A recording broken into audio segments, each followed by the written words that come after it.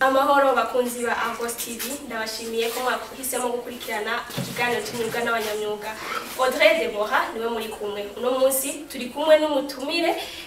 twamutumiye kugira ngo aze kutuganirira ku mwuga wiwe ibintu bitandukanye. Reka mu kanya gato atwidondore atubarire n'ivyo akora. Turabahaye ikaze. Ego murakoze. Nitwa Gashira Menes, mba mu Kinindo, mba mu muryango w'abana bane. Abahungu babiri n'abakobwa babiri, amagira uwa gatatu. Mu byo nkora nsanzwe nkora ibyanje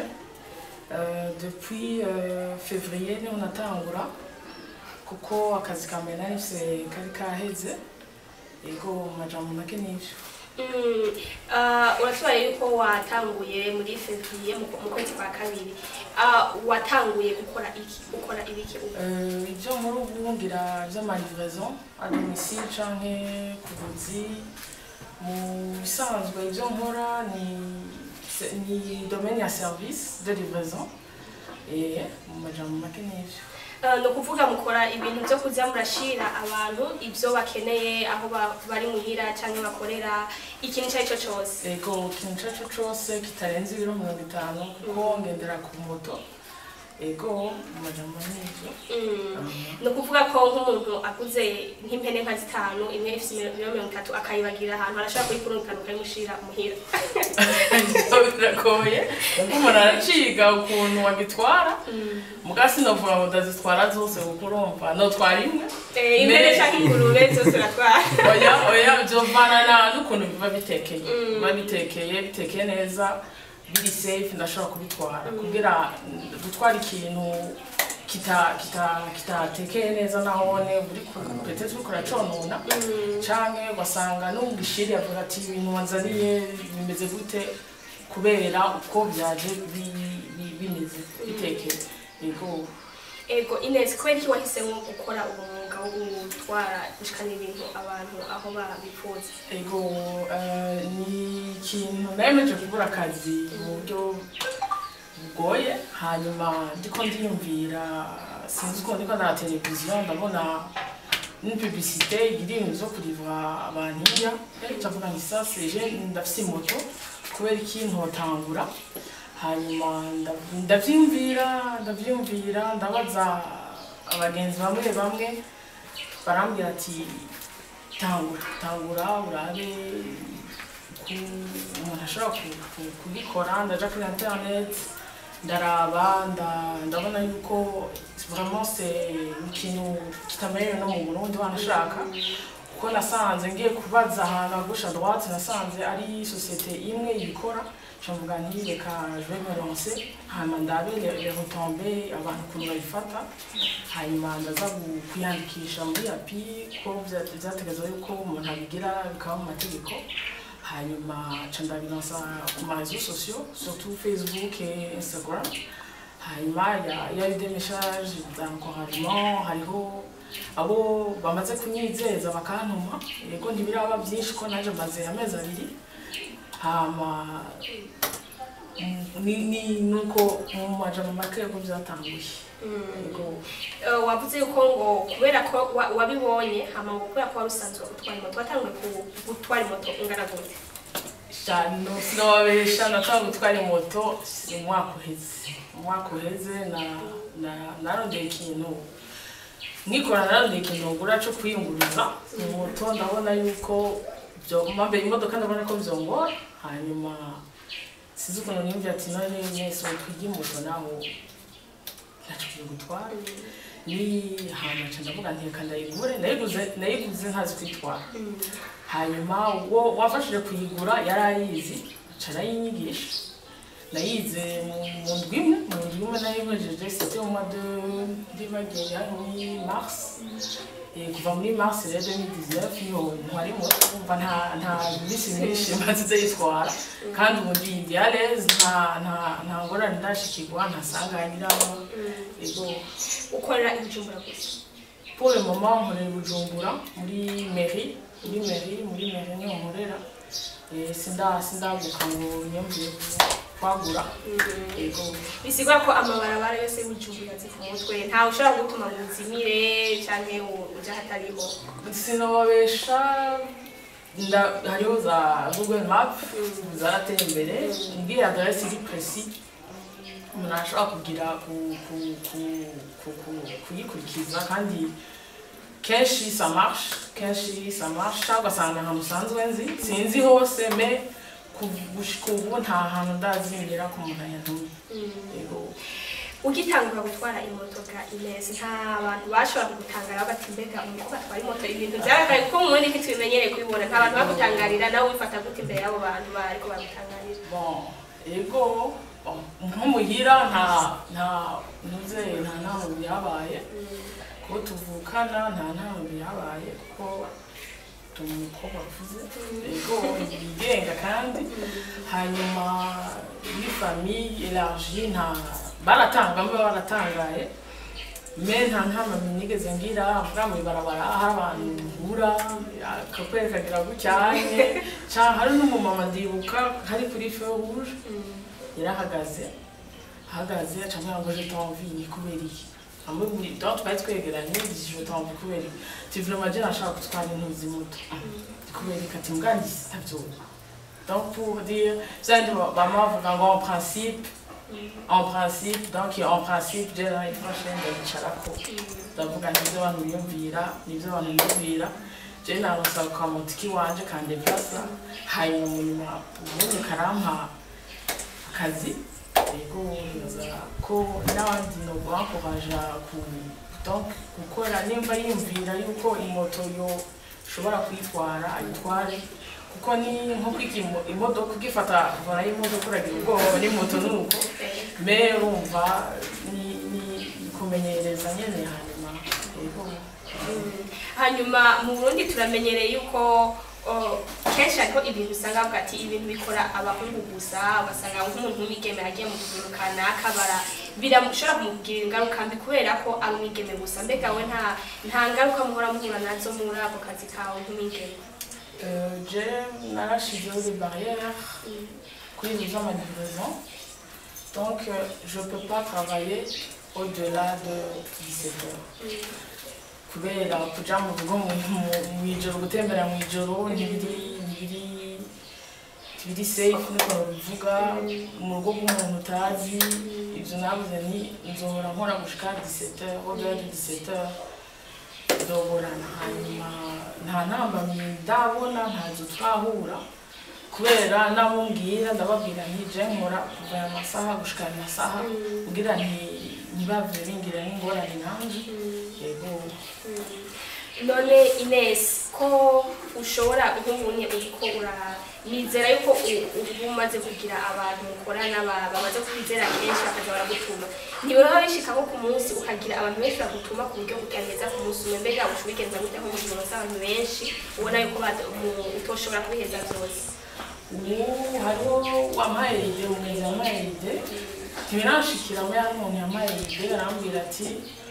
ari ibintu byinshi cyangwa amakurso ugira bagutuma wamenya byiza rondera abantu nk'abataxisere mukorana wizera ndabigira hanyuma nkaca ndabaha abantu nabone bagakora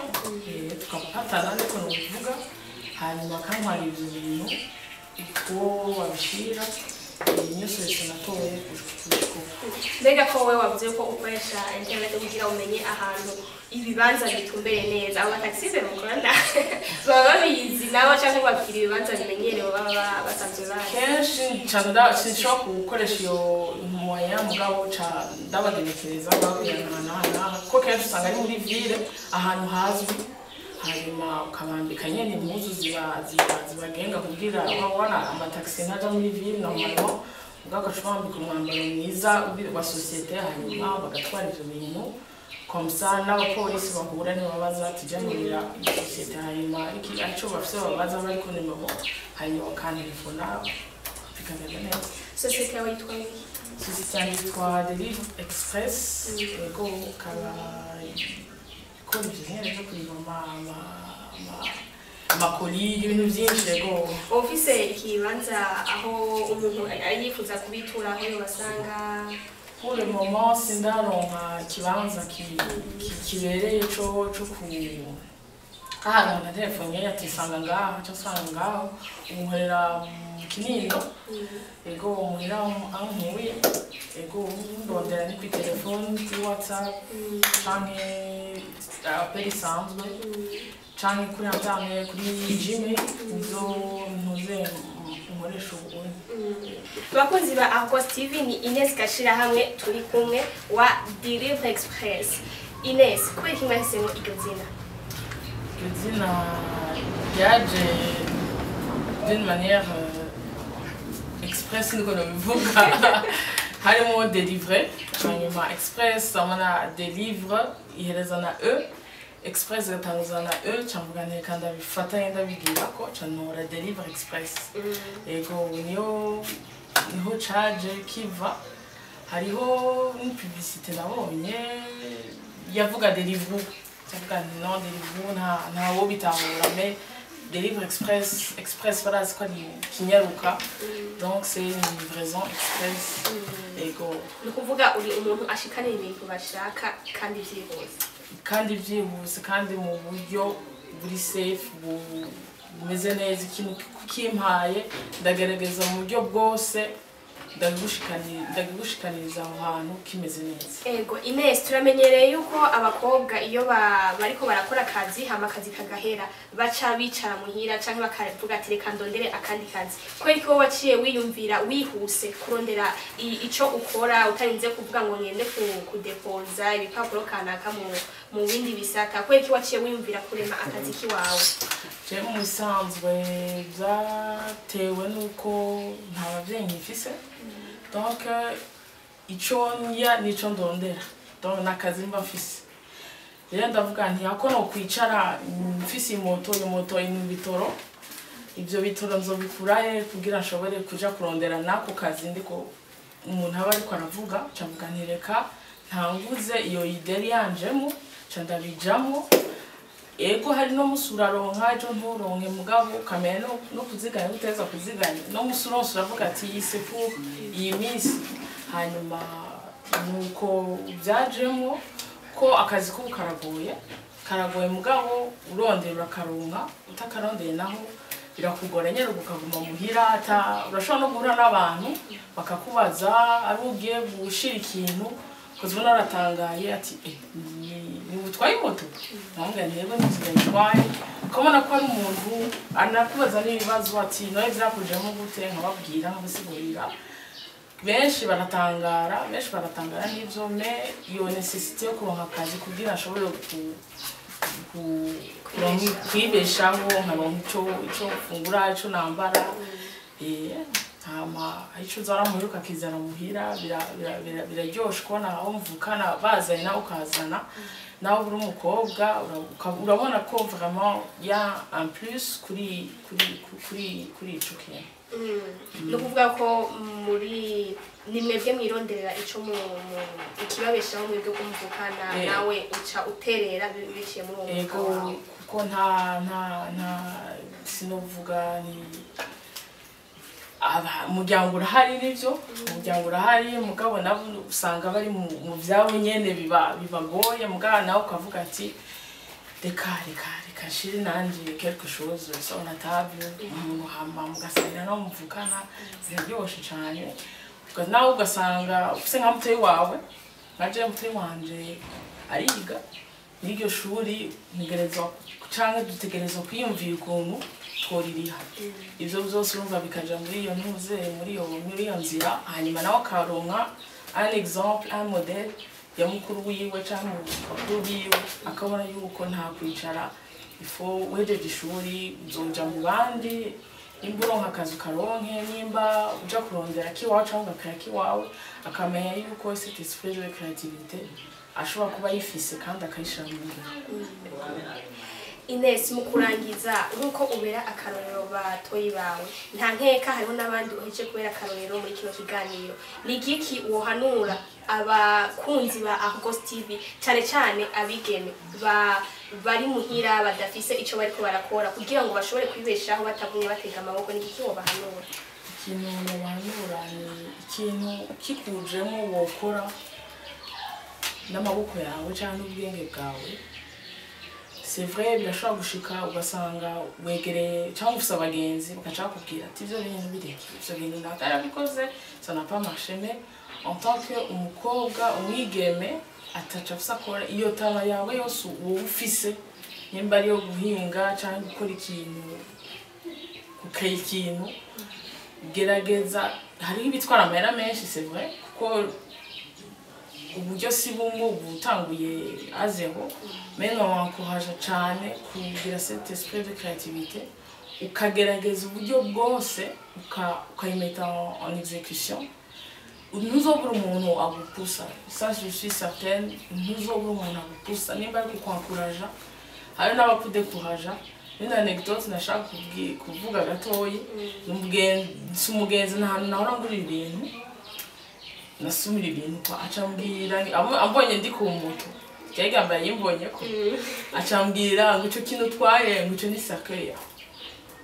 urumva pour dire tu peux avoir un accident ugapfa mugana nkavuga nti n'imodoka uragira accident umuntu akitaba Imana n'ibintu byinshi bishobora kwica umuntu mais urumva hari abantu uzohura bakudekuhaja mais novuga nti ari ikintu mu mutima wawe wumva yuko ushaka gukora gikore hanyuma iby'ingaruka by'imbere uzobibona ça peut marcher ou ne pas marcher mugabo ukabona ko quand même j'ai fait quelque chose hanyuma vivre avec les regrets au fond vivre avec les déceptions yuko ico kintu kitabanje avec les regrets ko kinagikoze rero no kwankuraje cyane bose abigeme